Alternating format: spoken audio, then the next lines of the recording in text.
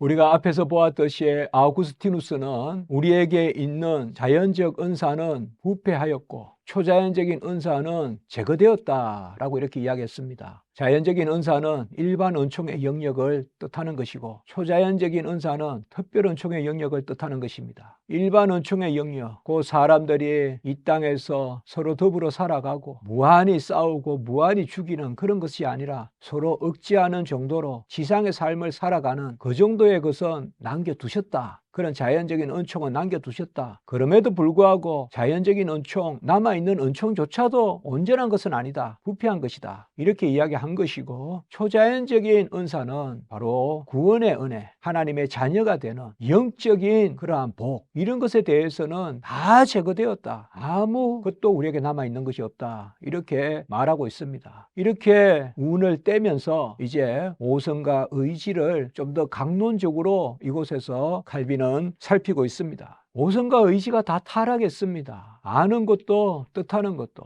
오성은 깨닫는 지식, 의지는 그 지식대로 행하는 그러한 영혼의 기능이라고 볼 때 이 두 가지는 서로 맞물려 있고 오성이 온전치 못하면 의지가 온전할 수 없죠. 그래서 지식조차도 새롭게 되어야 되고 의지조차도 거듭나야 되는데 이 오성과 의지를 그냥 타락한 상태 그대로 둔다면 그 무엇으로도 하나님이 기뻐하시는 그런 것을 할 수 없다. 이것이 자유의지 상실의 문제인 거죠. 자유의지는 하나님이 기뻐하시는 선을 행할 의지인데 하나님은 중심을 보시는데 중심이 타락했기 때문에 그 무슨 일로도 하나님을 기쁘게 할 수 없다. 그러므로 하나님을 기쁘시게 하려면 먼저 중생의 은혜를 누려야 된다. 거듭나야 된다. 그리스도의 은혜로 우리가 회복돼야 된다. 그렇지 않고는 아무도 자유의지를 가질 수 없다라고 이렇게 칼빈은 말하고 있는 것입니다. 우리에게는 자연적으로 주어진 그러한 의지 또 오성 남아 있습니다. 교회 안 다니고 믿지 않는다고 해서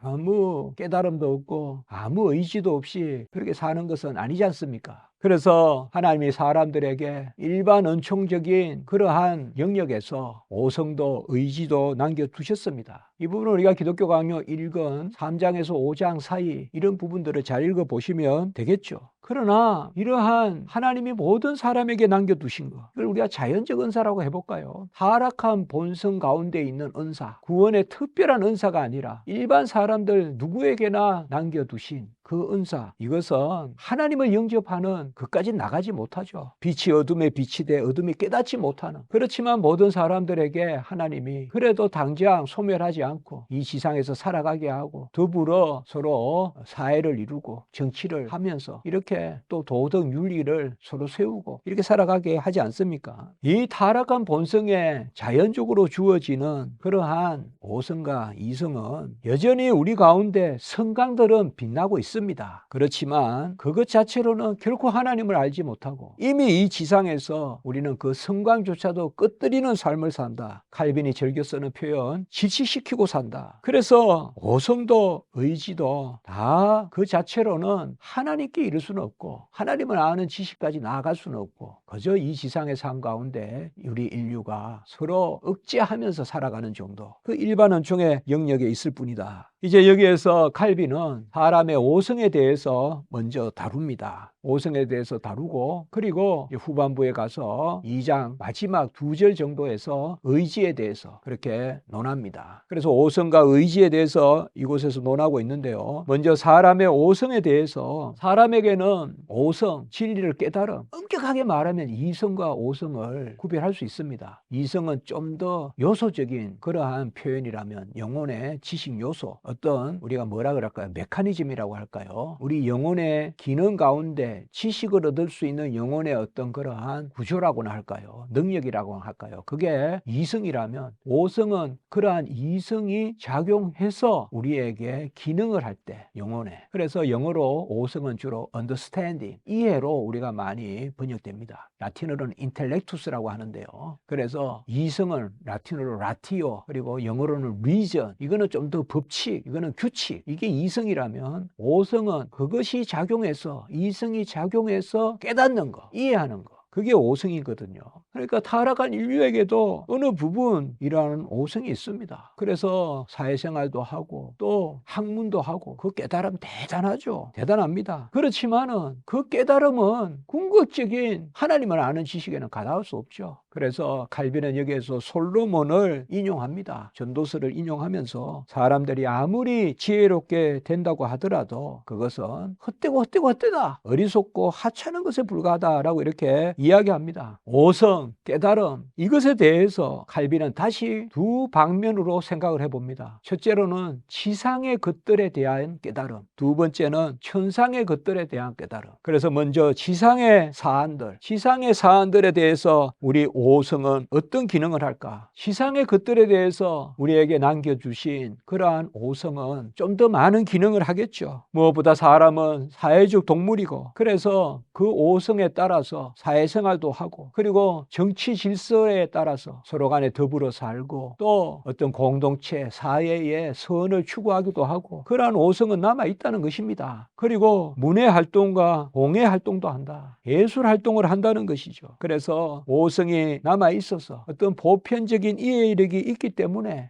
저 그림 잘 그렸다, 저 조각 아름답다, 저 음악 우리에게 감미롭다, 이러한 문해 활동, 또 공예 활동, 곧 예술 활동, 이러한 것들도 다 하나님이 주신 일반 은총의 영역이죠. 분명히 일반 은총도 하나님의 은총입니다. 세상 사람들이 문해 활동, 공예 활동, 예술 활동, 또 서로 더불어 살아가는 정치, 사회, 다 이걸 우리는 이미 일반 계시물이라고 해서 함께 나눈 적이 있었습니다. 기독교 강요 1권 1장 3절에서 5절, 아까도 말씀드렸듯이 그 부분을 다시 생각하면 됩니다. 그래서 우리 인류에게 보편적으로 이러한 선함이 남아 있습니다. 지금은 지상의 것들에 대한 이야기입니다. 우리가 이 땅에 함께 살아가는 일반 은총의 영역이죠. 이 지상의 것들에 대해서는 우리가 그나마 이렇게 하나님이 남겨주신 것으로 보편성을 이야기하고 보편적인 통찰력도 있고, 그게 오성이거든요. 그리고 빛나는 경탄할 만한 진리의 빛이 있었습니다. 그러나 궁극적인 것에는 가닿지 못합니다. 그게 사실 빛이 굴절되고 파탄된 것입니다. 생명의 빛은 되지 못하죠. 하나님의 영을 진리의 유일한 원천으로 간주하고 그 진리를 누려야 되는데,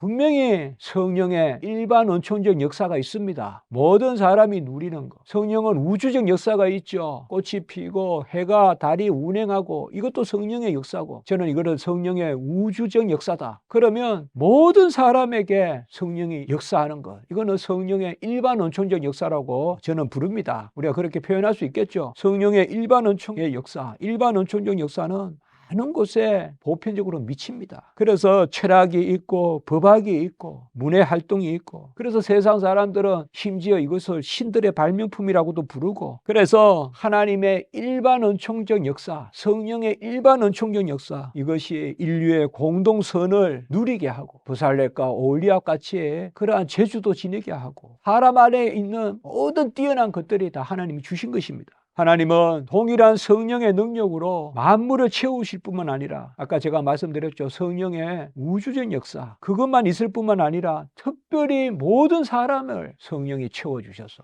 이건 거듭난 사람만이 아니라 모든 사람에게 일반 은총적 역사를 이루시는 것이죠. 그래서 우리가 이 세상을 살아갈 때 모든 사람이 누리는 것이 다 성령의 역사입니다. 그것도 은총입니다. 지상의 것들에 있어서 하나님이 베푸시는 은총, 이것은 우리가 사실상 목도하고 있습니다. 깨달아 알고 있습니다. 물론 이것으로 하나님께 감사치 않습니다. 하나님을 영화롭게 여기지 않습니다. 그러나 하나님은 우리에게 베푸십니다. 그래서 아우구스티누스는 값없는 선물들이 타락 이후 사람으로부터 떨어져 나간 것과 마찬가지로 남아있는 자연적 선물들도 부패했다. 분명히 누림에도 불구하고 가장 멋있는 예술활동, 문해활동, 창작활동, 이런 것을 함에도 불구하고 그것이 하나님의 일반적 은총의 산물이라는 것을 인정하지 않는다는 것이죠. 그래서 우리가 가진 일반 은총적 지식은, 곧 일반 계시는 나만은 있으나 부패했다. 아우구스티누스를 칼빈이 인용했듯이 자연적 은사는 부패했다. 초자연적 은사는 제거되었다. 그래서 자연적 은사, 지금 이곳에서 말하는